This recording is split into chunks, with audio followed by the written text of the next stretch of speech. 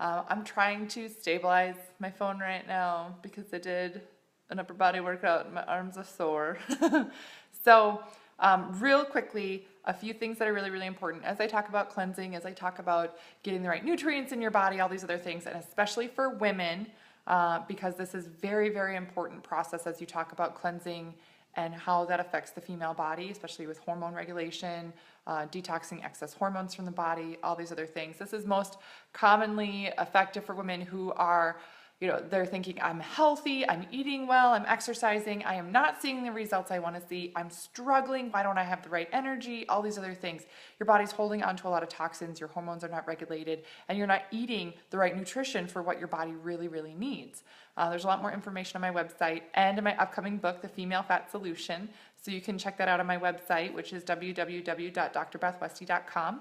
And there's meal plans, nutrition, mindset, and movement for matching for each day of your cycle. So you can optimize what's naturally going on in your body. So you're working with your body instead of fighting against it all the time. Most other programs out there are actually designed by men for men, which means they're most effective for men. So it's very different when you start tailoring your nutrition for you. So, thanks, Amber. So when we talk about, I just kicked the table. When we talk about cleansing and fasting and the effects of that, the effects on the body, I've talked a lot about cleansing. I've talked how you can, really get rid of that excess hormone in the body that's held in your fat cells. If you have questions on that, please message me or comment below, or you can check out one of my other videos. I'm going to be going even more in depth in cleansing as well here in the next couple of weeks. So stay tuned for that. But one of the things to kind of understand when you're looking at doing a fast versus a fasted cleanse, what's the difference? Is it that important? What do you really need to do?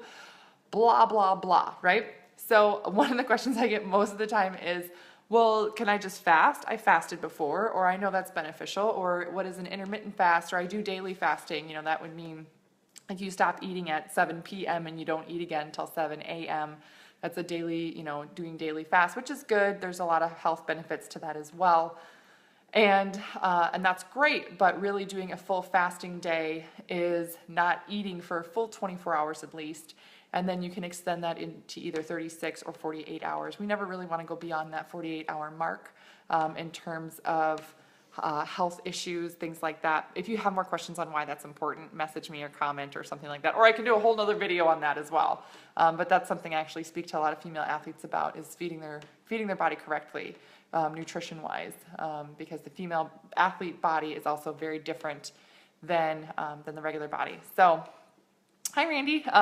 So here we go. When we talk about fasting versus a fasted cleanse, here are some big differences. Again, I wrote this backwards, so please be kind. So when we're looking at a fast, which is not eating for a full 24 hours, at least, you're going to be really drinking water and fluids. That's very, very important because you actually get hydration from your food. So if you are going 24 hours with absolutely nothing, no water, no nothing, and I know some people who have done that or do that, or that's the protocol or something, I don't recommend that really for people because it is so hard on your body. It is very dehydrating and it causes a lot of excess stress on your organs. Your body is trying to then filter through a lot of stuff, and it's just damaging for your body if you don't have the right hydration to help filter things out. So I won't even talk about that kind of fasting because that's no bueno for you. Fasting overall though, going just 24 hours without intaking any food at all and just doing a straight fast with no other support is really tough on your body. So you're going to be having water, right? You can do this. You can have water. Sometimes people have tea or something as well when they're doing a fast, but it's actually more nutrient deficient for you. Why is it more nutrient deficient? Because you're not doing anything to really help flood the cells with small bits of herbs or nutrients that they need to help regenerate themselves. So when we're looking at this on a cellular level, what that means is that your cells want to replicate and repair themselves all the time. This happens all the time in the body, which is phenomenal. Your body is an amazing thing. But if you're not having the right support for your cells, it's not going to do as good of a job. It's not going to repair itself as well. It's going to take a lot longer, and the repair jobs it does, it's not going to be as good. And when it replicates itself, it's not going to make as good of another cell. So hopefully that makes sense. I mean, imagine you have to, paint a room in your house. You're going to paint your bathroom. You want to redo your bathroom, you're going to paint your bathroom. I'm sorry, Spot. My Dog is whining. He wants to go out, but I'm going to finish my video first. You want to paint, you want to paint your bathroom. Yet you decide, you got busy all day, you were going to do it in the morning, but you got busy all day, and you're going to do it at night. So you're already tired, you're not focused, it's dark, it's going to be hard. How well of a paint job are you going to do on that bathroom? Probably not as good as if you did in the morning. It's the same kind of thing when you're looking at doing fasting versus fasted cleansing. You can get the job done, but how great of a job are you really doing? So with just fasting, with no food, no support, no nutrient, you're getting actually nutrient deficient. You're actually being harder on your body, harder on your cells, harder on your organs than you need to be. That also increases the stress in your body. One of the purposes that I do cleansing for myself, and I take a lot of other women through, is there it is. My internet, I tell you, to decrease stress. So if you're not doing the right kind of cleansing and you're not supporting your body properly, you're actually increasing the stress then in your body. So instead of trying to flush all that excess cortisol out of the body, you're actually allowing some of the opposite to happen. You're trying to flush that out. Your body's trying to release that excess stress from the body. But then it's like, oh crap, now I have to do all this extra work and I don't have any support around it. So your body then increases the stress. That does the opposite. The other thing too with just fasting, which is really scares people when I talk about fasting cleanses, because I love food, right? I'm a big foodie. I always have been. I love food. I love to eat, all those things. But I do fast and I do fasting cleanses, and we'll get into that in a second. And that allows you to have small snacks throughout the day that help you maintain your blood sugar and bump that up. So increasing without having any snacks, without having any nutrient allowed in your body. And it's really important that you're getting the right things, by the way. Like having a gummy bear is not, participating in a supported fast. Just so you know, okay, But your blood sugar actually goes up and down a ton if you're not having any type of supportive snack for this, which also makes it a lot harder. It makes it mentally harder. Your brain kind of shuts down because your entire nervous system runs off of sugars and carbs. So your blood sugar goes up and down, you get hangry, you have a lot of other issues to deal with and work with. So keep that in mind when we're talking about just doing fasting. Super hard on the body, super hard to maintain, and really difficult to go through all the way. So I really, I don't advocate doing just a straight fast with just water, without any other nutritional support. Maggie's asking, how often do you recommend fasting cleansing if you're doing 48-hour stints? That can depend on the person and what your goal is and what you're working with. Oftentimes, so here's for example, the women that I work with, say we're working to decrease the excess estrogen in the body. That's a common thing that I do. People who are estrogen dominant, or they have PCOS, endometriosis, fertility issues, excess weight gain, all these other things. And we work on doing fasted cleansing to help get rid of that excess hormone. I'll start them out on phase 1, which is about 12 weeks. It takes at least 12 weeks to hormone shift in the body. Keep that in mind. So you're going to be doing I recommend doing a 1-day fasted cleanse for at least 12 weeks to help shift hormones in the body. After that first 12-week stint, you jump into the second phase, which is another 12 weeks because we're working on deepening that. I'm focusing on 2-day cleanses then, back-to-back cleanses. And again, I recommend doing about every other week of that, 2-day cleanses every other week. So you're still getting the same number of cleanse days in that 12-week time. You're just doubling them up to help get a deeper cleanse in. And depending on the person, sometimes I actually put them at different points in your cycle so that you're maximizing specific things. So so you can ask me questions about that if you're wondering about that for yourself. How long, how often, all these other things. It really does depend on the cycle. There's a lot of this information in my book too that takes people through this. But that's a great question. It's so important to keep the blood sugar levels during fasted just to keep everything working efficiently. Yes, oh my gosh. Just having that little bit of a snack makes a huge difference in how successful you are with your cleanse, as well as on a cellular level, what that does for your cell replication, healing, and flushing everything out, and allowing your organs to be fully supported. So that's really, really interesting. Yeah, female hormones are my jam. Okay, so now we're going to talk about doing a fasted cleanse. What that is, how that's different, and why that's important, and why that's something I recommend to take women through all the time. A fasted cleanse, you're still doing where you're not eating a full meal. You're not allowing your body to go into full digestion. The important thing is that you let your digestive system rest, which boosts your immune system. Your immune system lives within your digestive system. So it allows your digestive system to fully rest and boost your immune system. Fantastic for rebuilding and replenishing. So many people who have digestive issues will notice a huge change when they start doing regular fasted cleanses. So if you're suffering from Crohn's, IBS, which is irritable bowel syndrome, any other digestive problems where you're like, I don't know what the heck happened, but I feel like I've had food poisoning for 2 years. Brr. Doing fasted cleanses will reset your digestive system. Again, it doesn't happen after just one. You kind of have to allow your body to heal itself. But the important thing that when you're doing these fasted cleanses is that you're doing it with the right nutritional support. If you're not having that support, you're not going to get the full benefit of the healing, which means healing is not going to happen as efficiently, effectively, or as well. Whew, okay. So nutrient-dense fasted cleanse, meaning you're having nutrient-dense snacks.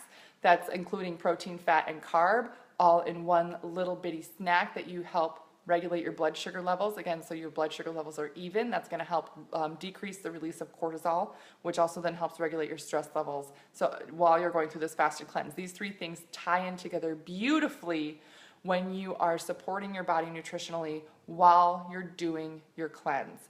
So it's really, really important. So making sure you're having regular snacks, spacing them out throughout the day, having lots of water, lots of liquid to stay hydrated, to support your body flushing out everything, regulating your stress levels because your cortisol is not increasing too much. It's not taxing your organs, and then it's keeping your blood sugar levels even. So you're able to get through the day much easier. You're able to stay more focused. Your brain does not shut down as much. And it can take time because if you're addicted to sugar, it takes time to get to a great place with a fasted cleanse. If you're addicted to sugar, it will take a little bit to, like a few of these fasted cleanses to be like, oh, okay, now I got it. Oh, now I'm doing better. But, your brain can get addicted to sugar quite easily. So that is the biggest difference between fasting and fasted cleanses and the effect on the body.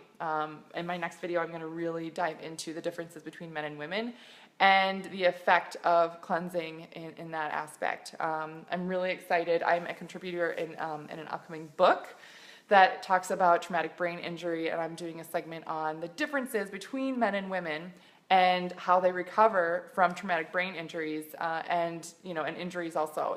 It's very, very different. Most people don't understand that there is a big difference.